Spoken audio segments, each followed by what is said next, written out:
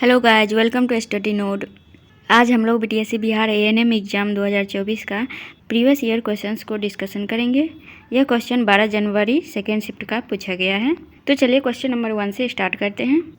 Question number 1 है, ग्रंथियों तथा पीठिका सहित अंतर्गर्भाशय गिरवा के संक्रमण को संदर्भित करता है। यानी कि अंतर्गर्भाशय गिरवा संक्रमण को संदर्भित कौन सा करता है?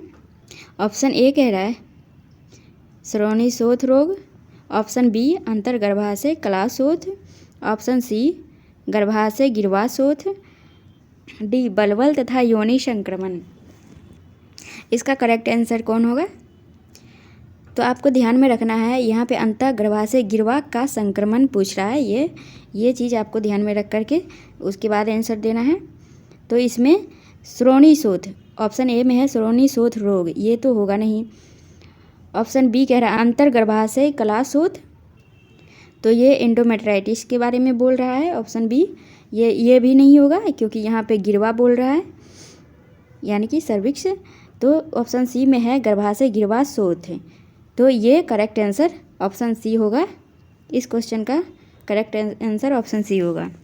ठीक है, तो चलते हैं नेक्स्ट क्वेश्चन की ओर। क्वेश्चन नंबर 2 कह रहा है विटामिन ए रोग निरोधी, यानी विटामिन जो है ए वो एक एंटी इन्फेक्टिव होता है। विटामिन ए एंटी इन्फेक्टिव होता है जो कि एक सामुदायिक पोषण कार्यक्रम भारत सरकार के किस मंत्रालय के अंतर्गत आता है?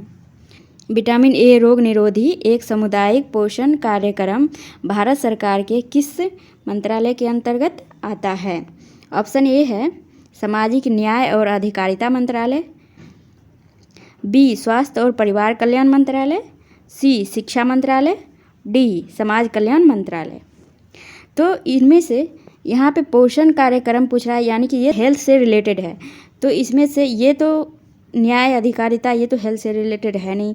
ऑप्शन सी भी शिक्षा मंत्रालय ये भी नहीं है स्वास्थ्य से, और समाज कल्याण मंत्रालय ये भी स्वास्थ्य से रिलेटेड नहीं है। तो इसमें से ये स्वास्थ्य और परिवार कल्याण मंत्रालय जो है ये इसका करेक्ट आंसर है, स्वास्थ्य और परिवार कल्याण मंत्रालय। ठीक है, ओके। Next question.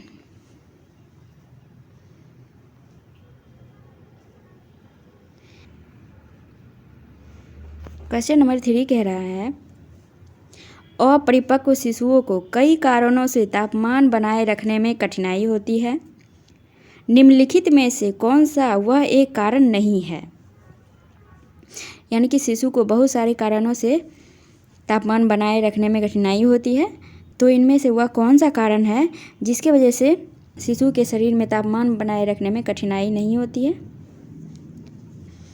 तो ऑप्शन ए है भूरी वसा की जमाव, यानी ब्राउन फैट की जमाव, पर्याप्त अध्वस्तक वसा यानी पर्याप्त सबक्यूटेनियस फैट जो है वो रहेगा, या फिर बड़े सतह क्षेत्रफल से शरीर द्रव्यमान का अनुपात। बड़ा सतह क्षेत्रफल है, बहुत बड़ा जगह है, तो उसमें शरीर का द्रव्यमान का अनुपात। और ऑप्शन डी पसीना बहाकर तापमान कम करने में असमर्थता, या फिर शिशु जो है पसीना बहाकर तापमान कम करने में असमर्थता है। इनमें से कौन सा ऑप्शन सही होगा? इनमें से ऐसी 3 कारण है जो बच्चे के शरीर के तापमान बनाए रखने में कठिनाई होती है, और एक ऐसी कारण है जिसकी वजह से बच्चे के शरीर के तापमान बनाए रखने में कठिनाई नहीं होती है। तो वह एक कारण कौन सा है? तो ऑप्शन बी पर्याप्त अध्यस्तक वसा, यानी कि पर्याप्त सबक्यूटेनियस फैट जो है वो रहेगा, पर्याप्त मात्रा में रहेगा। सबक्यूटेनियस होता है वो तो गर्मी प्रदान करता है, तापमान बनाए रखने में मदद करता है, जिसकी वजह से ये ऑप्शन बी करेक्ट आंसर होगा। यह एक ऐसी कारण है जो कि ये तापमान बनाए रखने में कठिनाई नहीं करती है बल्कि तापमान बनाए रखती है। ठीक है, ओके। नेक्स्ट क्वेश्चन देखते हैं। अगला क्वेश्चन है क्वेश्चन नंबर 4। निम्नलिखित में से कौन सा जल में घुलनशील विटामिन का उदाहरण है? Option A vitamin K, option B vitamin A, option C vitamin C, option D vitamin E. तो इनमें से कौन सा जल में घुलनशील विटामिन है?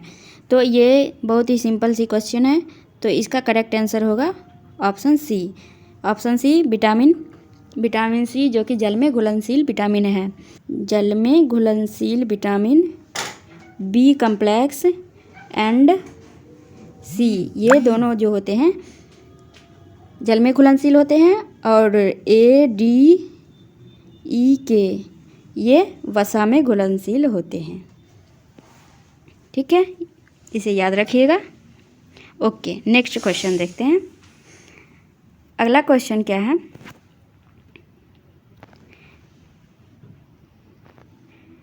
ये क्वेश्चन कथन वाला है, इसे ध्यान से पढ़िएगा।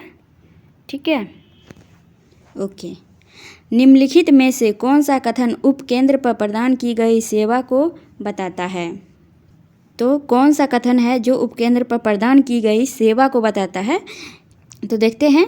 कथन ए कह रहा है सुरक्षित गर्भपात सेवा के लिए परामर्श तथा उचित रेफरल। कथन 2 कह रहा है शौचालय के उपयोग तथा उचित अपशिष्ट निपटान सहित स्वच्छता को बढ़ावा देना। तो इसमें करेक्ट आंसर कौन होगा? क्या कथन ए सही है, या फिर कथन 2 सही है, या फिर दोनों सही है? तो इसका करेक्ट आंसर है सुरक्षित गर्भपात सेवा के लिए परामर्श तथा उचित रेफरल, ये भी किया जाता है, और शौचालय के उपयोग तथा उचित अपशिष्ट निपटान सहित स्वच्छता को बढ़ावा देना, ये भी कार्य किया जाता है उपकेंद्र पर। तो इसका करेक्ट आंसर हो जाएगा ऑप्शन बी, कथन ए तथा 2 दोनों। ठीक है, ओके।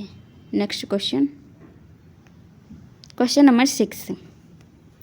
निम्नलिखित में से कौन सा महिलाओं की मृत्यु का कारण बनने वाला गैर संचारीय रोग नहीं है? यानी गैर संचारीय यानी कि नॉन कम्युनिकेबल डिजीज नहीं है। तो ऑप्शन ए है तंबाकू का हानिकारक प्रयोग, सुजाक संक्रमण यानी गोनोरिया, ऑप्शन सी अल्कोहल का दुरुपयोग, ऑप्शन डी स्थूलता यानी मोटापा। तो इनमें से कौन सा कम्युनिकेबल डिजीज है? यानी कि नॉन कम्युनिकेबल नहीं है, कम्युनिकेबल डिजीज है, क्योंकि यहाँ पे पूछ रहा है गैर संचारीय रोग नहीं है, यानी कि नॉन कम्युनिकेबल नहीं है। कौन सा इसमें से है जो नॉन कम्युनिकेबल नहीं है? तो इसका ऑप्शन ए है तंबाकू का हानिकारक प्रयोग, ये भी नॉन कम्युनिकेबल है, और अल्कोहल का दुरुपयोग ये भी नॉन कम्युनिकेबल में आएगा, स्थूलता भी नॉन कम्युनिकेबल में आएगा। ऑप्शन बी सुजाक संक्रमण यानी कि गोनोरिया, यह एक संचारीय रोग है जो कि एक व्यक्ति से दूसरे व्यक्ति के कांटेक्ट में आने से ये फैल सकते हैं। तो ये करेक्ट आंसर होगा ऑप्शन बी सुजाक संक्रमण। ठीक है, okay. Next question, question number 7। Question number 7 कह रहा है चेतना के पूर्ण विलोपन को क्या कहा जाता है जिससे रोगी को दर्दनाक उद्दीपक से भी उत्तेजित नहीं किया जा सकता है? यानी कि चेतना का पूर्ण विलोपन हो जाता है जिससे कितना भी दर्दनाक पेनफुल स्टिमुलेशन दे दें लेकिन फिर भी वो स्टिमुलेट नहीं हो सकता है। तो ऐसी कौन सी अवस्था है? देखते हैं ऑप्शन। ऑप्शन ए कह रहा है कोमा, ऑप्शन बी आघात, सी तीव्र श्वसन विफलता, डी जरीमा। इसका करेक्ट आंसर होगा ऑप्शन ए कोमा। कोमा में चले जाने के बाद कितना भी स्टिमुलेट कर ले आदमी, कितना भी पेनफुल स्टिमुलेशन दे ले, उन्हें कोई फ़र्क नहीं पड़ने वाला है, वो आराम से पड़े हुए रहते हैं। ठीक है, इसलिए इसका करेक्ट आंसर कोमा हो जाएगा option A. Okay, next question, question number 8। Hormonal गर्भ निरोधकों का उपयोग करते समय गोली आवर्त चक्र के 5वें दिन से शुरू होकर क्रमागत डैश दिनों के लिए मौखिक रूप से दी जाती है। 5वें दिन से शुरू किया जाता है और कितने दिनों तक मौखिक रूप से दिया जाता है? ऑप्शन ए है 45 दिनों तक, ऑप्शन बी 11 दिनों तक, सी 31 दिनों तक, डी 21 दिनों तक। तो हार्मोनल गर्भ निरोधक जो गोली होती है वो 5वें दिन से शुरू किया जाता है और 21वें दिन तक क्रमागत वो चलते रहता है। ठीक है, इसका करेक्ट आंसर ऑप्शन डी 21 दिन होगा। Okay, next question, question number 9। Question number 9 कह रहा है निम्नलिखित में से कौन सा आंत्र संक्रमण का उदाहरण है? ऑप्शन ए टाइफाइड, बी छोटी माता, सी स्कैबीज, डी सुजाक। तो आंत्र में संक्रमण कौन से डिजीज में होता है? ऑप्शन डी सुजाक यानी गोनोरिया। ये एक एसटीडी डिजीज है, ये तो होगा नहीं, इसमें तो आंत्र में नहीं होता है संक्रमण। स्कैबीज, ऑप्शन सी स्कैबीज, ये एक त्वचा में होने वाली संक्रमण है। ऑप्शन बी ये भी नहीं होगा, छोटी माता, ये आंत में नहीं होता है संक्रमण। ऑप्शन ए टाइफाइड, यह इसका करेक्ट आंसर होगा, क्योंकि टाइफाइड में इंटेस्टाइन में इन्फेक्शन हो जाते हैं, तो इसका करेक्ट आंसर ऑप्शन ए होगा, टाइफाइड। ठीक है, okay. Next question, question number 10, निम्नलिखित में से कौन सा खसरे का लक्षण नहीं है? यहाँ कह रहा है नहीं है, तो ऑप्शन ए है शरीर का सामान्य तापमान, ऑप्शन बी नेत्रों से पानी आना, आवाज़ की स्वरकर्षता, डी बहती नाक। तो इसमें से कौन सा खसरे का लक्षण नहीं है? तो नेत्रों से पानी आना ये तो होता है, ये करेक्ट है। आवाज़ की ससर्कता, आवाज़ में भी प्रॉब्लम हो जाती है, गले में खराश वगैरह हो जाती है, और बहती नाक, नाक से पानी आते रहते हैं, तो ये तीनों तो करेक्ट है। तो इसमें शरीर का सामान्य तापमान बनाए रखना, ये खसरा में शरीर का सामान्य तापमान नहीं रहता है, उसमें थोड़ा सा तापमान बढ़ जाता है, बुखार, थोड़ी सी फीवर आ जाती है, तो इसीलिए इसका ऑप्शन ए है, ये सही बात नहीं है, इसीलिए इसका करेक्ट आंसर यहाँ, क्योंकि यहाँ पे नहीं पूछ रहा है, इसीलिए इसका करेक्ट आंसर ऑप्शन ए होगा, शरीर का सामान्य तापमान। ठीक है, ओके। नेक्स्ट क्वेश्चन, ये थोड़ा सा बड़ा क्वेश्चन है, इसको मैं थोड़ा सा जूम आउट कर देती हूँ।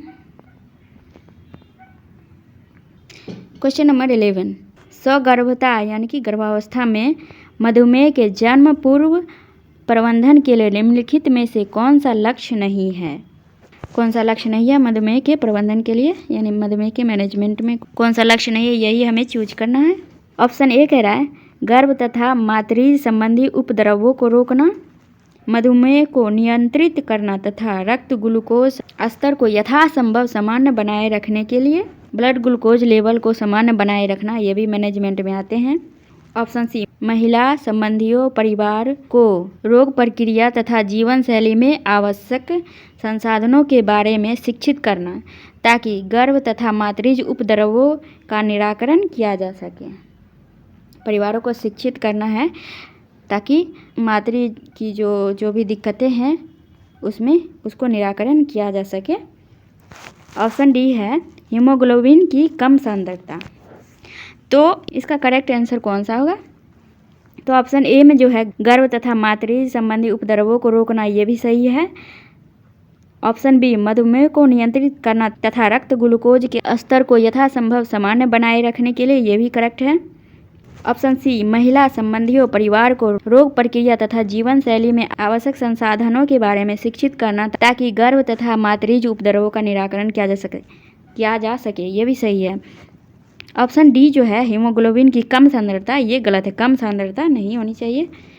ठीक है, इसीलिए इसका करेक्ट आंसर ऑप्शन डी हो जाएगा, हीमोग्लोबिन की कम सांद्रता। ये मधुमेह के प्रबंधन में नहीं आते हैं। ठीक है, इसलिए इसका ऑप्शन डी करेक्ट आंसर है।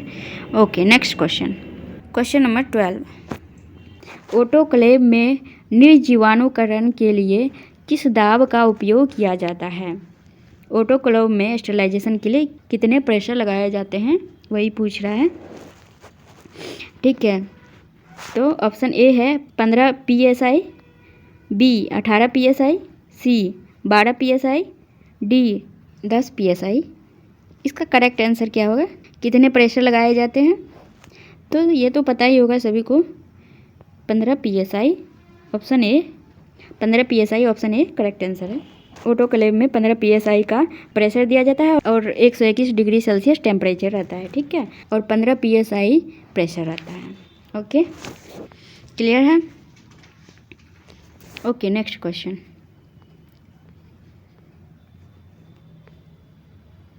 क्वेश्चन नंबर 13, निम्नलिखित में से कौन सी निर्जीवाणुकरण की एक भौतिक विधि है, यानी फिजिकल मेथड कौन सी है निर्जीवाणु स्टेरिलाइजेशन के लिए?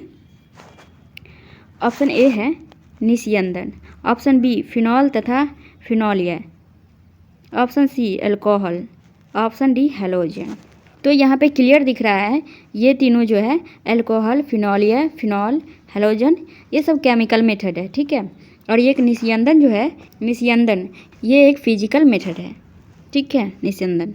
तो इसका करेक्ट आंसर ऑप्शन ए हो जाएगा, निस्यंदन, जो कि स्टेरिलाइजेशन के लिए एक भौतिक विधि है, यानी कि फिजिकल मेथड है, ठीक है। Okay, next question 14 number question है, यहाँ पे डैश है। डैश को चिकित्सीय रूप से जन्म के पश्चात स्वतः शोषण शुरू करने तथा बनाए रखने में विफलता के रूप में परिभाषित किया गया है। किसे परिभाषित किया गया है स्वतः शोषण शुरू करने के लिए? ऑप्शन ए है जन्म शोषावरोध, ऑप्शन बी पीलिया, ऑप्शन सी ज्वर यानी बुखार, fever, option D blue baby. तो इसका करेक्ट आंसर क्या होगा? तो यहाँ पे लिखा हुआ है जन्म के पश्चात स्वतः शोषण शुरू करने तथा बनाए रखने में विफलता के रूप को इसे ये जन्म शोषावरोध, ये इसका करेक्ट आंसर होगा, जिसे बर्थ एस्फैक्सिया भी कहा जाता है इंग्लिश में, ठीक है। Okay, next question number 15। निम्नलिखित में से कौन सी एक परामर्शदाता की भूमिका है? ऑप्शन ए निर्णय लेने में समर्थन, ऑप्शन बी कोई संवेगात्मक समर्थन नहीं, ऑप्शन सी कोई अनुवर्ती देखभाल नहीं, ऑप्शन डी निष्क्रिय श्रवण। तो इसमें से कौन सी काउंसलर का भूमिका है? ऑप्शन डी कराया निष्क्रिय श्रवण। काउंसलर की भूमिका में निष्क्रिय श्रवण नहीं होता है, सक्रिय श्रवण होता है, ओके। और कोई अनुवर्ती देखभाल नहीं, नहीं, ये बिल्कुल गलत है। कोई अनुवर्ती देखभाल यानी कि फॉलोअप नहीं होगा, ऐसा तो नहीं होना चाहिए, फॉलोअप तो होना ही है, ये भी गलत है। और ऑप्शन ये भी गलत है, कोई संवेगात्मक समर्थन नहीं, कोई समर्थन नहीं देंगे, ये भी गलत है, ये भूमिका में नहीं आएंगे। तो ऑप्शन ए जो है, ए निर्णय लेने में समर्थन, ये एकदम सही है। जो परामर्शदाता होते हैं वो निर्णय लेने में समर्थन करते हैं, ठीक है।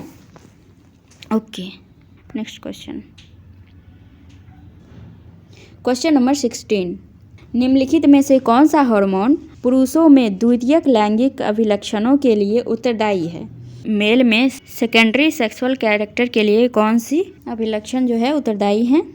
ऑप्शन ए है पूटक उत्तेजित हार्मोन यानी FSH, बी है ल्यूटिनाइजिंग हार्मोन LH, और सी है टेस्टोस्टेरोन, और डी ऑक्सीटोसिन। तो इसमें से मेल के बारे में पूछा जा रहा है, यहाँ पे ये ध्यान रखें मेल के बारे में। तो इसका करेक्ट आंसर हो जाएगा ऑप्शन सी टेस्टोस्टेरोन। टेस्टोस्टेरोन जो है मेल में पाए जाने वाला हार्मोन है, जो कि मेल में सेकेंडरी सेक्सुअल कैरेक्टर यानी कि पुरुषों में द्वितीयक लैंगिक अभिलक्षणों के लिए उत्तरदायी हैं, ठीक है। ओके, नेक्स्ट क्वेश्चन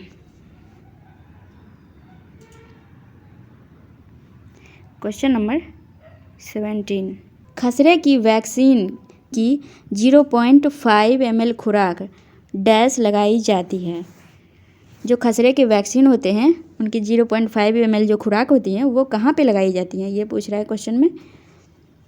तो ऑप्शन ए है अंतःपेशीय रूप से, ऑप्शन बी मौखिक रूप से, ऑप्शन सी अंतःस्रावी रूप से, ऑप्शन डी अधवस्तक यानी सबक्यूटेनियस। इसका करेक्ट आंसर क्या होगा? तो मिजिल्स जो है खसरे, वो इसका करेक्ट आंसर ऑप्शन डी होगा, सबक्यूटेनियस, अधवस्तक सबक्यूटेनियस लगाई जाती है खसरे की वैक्सीन, ठीक है। इसीलिए इसका करेक्ट आंसर ऑप्शन डी हो जाएगा, ठीक है। ओके, नेक्स्ट क्वेश्चन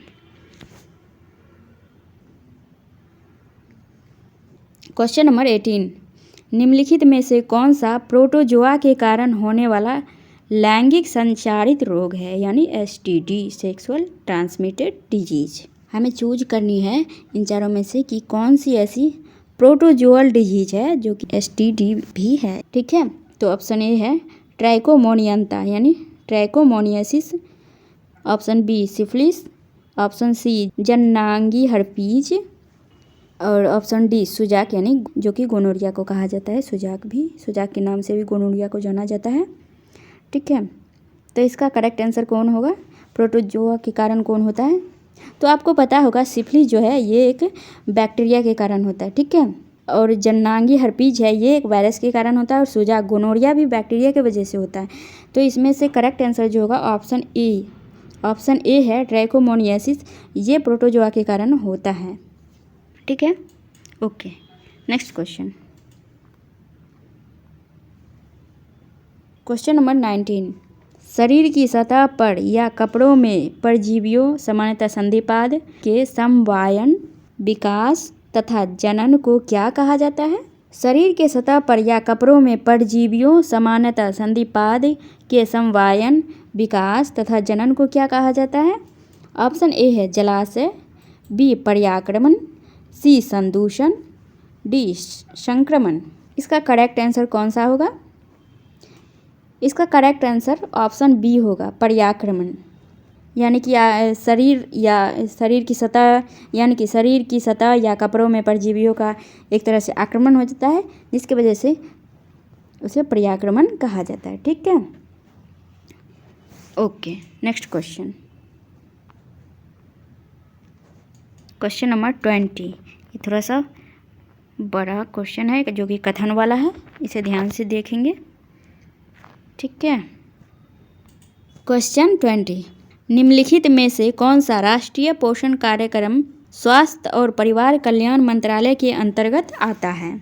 ये कार्यक्रम के बारे में पूछ रहे हैं। ऐसी कौन सी राष्ट्रीय पोषण कार्यक्रम है जो कि स्वास्थ्य और परिवार कल्याण मंत्रालय के अंतर्गत आते हैं? तो कथन ए कह रहा है राष्ट्रीय विटामिन ए रोग निरोधी कार्यक्रम, और कथन 2 है मध्यांतर आहार कार्यक्रम। इनमें से बताना है स्वास्थ्य और परिवार कल्याण मंत्रालय के अंतर्गत इन दोनों में से कौन सा आता है। इसका करेक्ट आंसर क्या होगा? कथन ए, ये सही है, ये स्वास्थ्य और परिवार कल्याण मंत्रालय के अंतर्गत आता है। और ये मिड डे मील कार्यक्रम ये नहीं आता है, ये नहीं होगा, बी हो जाएगा, केवल 1। ठीक है, okay. Next question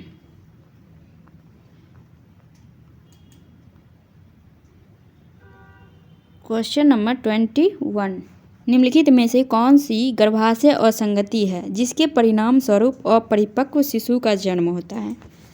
option A है तीव्र उंडुक पुच्छ शोथ, यानी कि एक्यूट एपेंडाइटिस।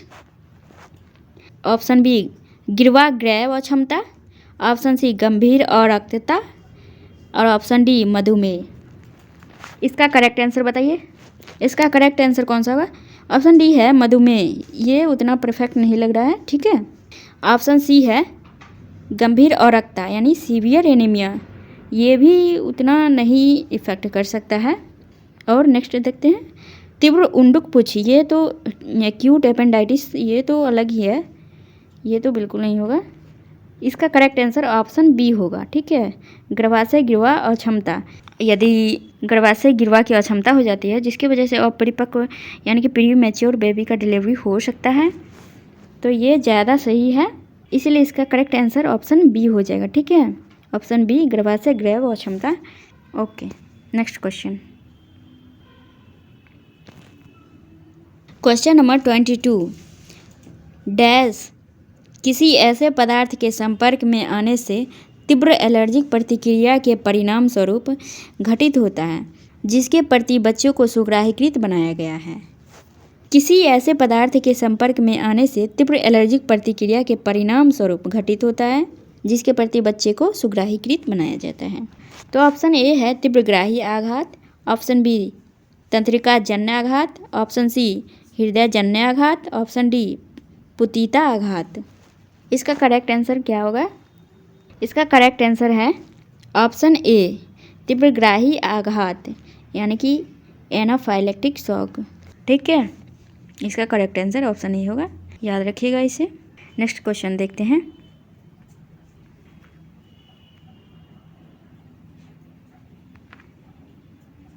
ये क्वेश्चन भी एक कथन कारक वाला है, इसे ध्यान से पढ़ेंगे। निम्नलिखित में से कौन सा कथन चिकित्सा अभिलेख को संरक्षित करने की विधि को बताता है? यानी कि पूछ रहा है इनमें से कौन सा ऐसी कथन है जो कि अभिलेख यानी कि रिकॉर्ड को संरक्षित करने की विधि के बारे में बताता है। तो इसका कथन ए है कीट आक्रमण से सुरक्षा। कथन 2 कह रहा है अभिलेख कक्ष में अग्नि से सुरक्षा उपाय। यानी कि अभिलेख कक्ष में अग्नि से सुरक्षा उपाय किए जाते हैं। यस, तो ये करेक्ट है। अग्नि से तो सुरक्षा करना ही चाहिए। जिस कक्ष में, जिस घर में रिकॉर्ड रखे हुए हैं उनमें तो अग्नि से सुरक्षा तो वो तो बिल्कुल होना चाहिए, और कीट के आक्रमण से भी सुरक्षा करना चाहिए, ये भी सही है। ये इनका दोनों कथन करेक्ट है, इसलिए इसका करेक्ट आंसर जो है ऑप्शन सी हो जाएगा। एक कथन 1 तथा 2 दोनों। ठीक है, इसका करेक्ट आंसर ऑप्शन सी। ठीक है, okay. Next question, question number 24। निम्नलिखित में से कौन सा अपरिपक्व शिशु की देखभाल का सिद्धांत नहीं है? यहाँ पे नहीं पूछ रहा है, ये ध्यान में रखकर ऑप्शन पढ़ेंगे। ऑप्शन ए है संक्रमण फैलाने के लिए, बी फुफ्फुसपात को रोकने या उपचार के लिए, सी शरीर के अपेक्षाकृत स्थिर तापमान तथा पर्याप्त आर्द्रीकरण बनाए रखने के लिए, यानी कि पर्याप्त जो टेम्परेचर है वो बनाए रखने के लिए, ऑप्शन डी पर्याप्त पोषण बनाए रखने के लिए। तो इनमें से पूछ रहा है अपरिपक्व शिशु की देखभाल का सिद्धांत कौन सा नहीं है? तो डी तो कह रहा है पर्याप्त पोषण बनाए रखने के लिए। ये तो पर्याप्त अपरिपक्व यानी कि प्री मैच्योर जो बेबी है तो उनके लिए तो पर्याप्त पोषण तो बनाए रखना ये तो है ही, ये सही है। और ऑप्शन सी है शरीर के अपेक्षाकृत स्थिर तापमान तथा पर्याप्त आर्द्रीकरण को बनाए रखने के लिए, ये भी करेक्ट है। और ऑप्शन बी है फुफ्फुसपात को रोकने या उपचार के लिए, उनको जो श्वसन में प्रॉब्लम हो रही है, जो प्रीमेच्योर बेबी होती है उनके श्वसन में भी प्रॉब्लम होती है, इसीलिए उनके उपचार के लिए, ये भी सही है। और जो संक्रमण फैलाने के लिए, और जो ऑप्शन ए कह रहा है संक्रमण फैलाने के लिए, ये बिल्कुल गलत है। संक्रमण नहीं फैलाना है, ठीक है। इसीलिए इसका करेक्ट आंसर ऑप्शन ए हो जाएगा, क्योंकि यहाँ पे नहीं पूछ रहा था। Okay, next question, question number 25, और ये आज का लास्ट क्वेश्चन है। ठीक है, ओके। क्वेश्चन नंबर 25 कह रहा है निम्नलिखित में से कौन सी विशिष्ट कोशिकाएं हैं जिनमें बृहत भक्षक, बी लसिका कोशिका तथा द्रुमिका कोशिकाएं शामिल हैं? द्रुमिका कोशिका का मतलब होता है डेंड्राइट सेल। ठीक है, तो देखते हैं ऑप्शन। ऑप्शन ए कह रहा है हेल्पर टी कोशिकाएं, बी प्रतिजन प्रस्तुतिकरण कोशिकाएं, सी मेमोरी टी कोशिकाएं, डी चूसक कोशिकाएं होगा। ठीक है, तो इसका करेक्ट आंसर क्या होगा? इसका करेक्ट आंसर ऑप्शन बी होगा, प्रतिजन प्रस्तुतिकरण कोशिकाएं। ठीक है दोस्तों, आज के लिए इतना ही। आज आपने 25 तक देख लिया है, इसके बाद 25 से आगे नेक्स्ट वीडियो में हम लोग डिस्कशन करेंगे। आज के लिए इतना ही, फिर मिलते हैं नेक्स्ट वीडियो में। Okay, bye.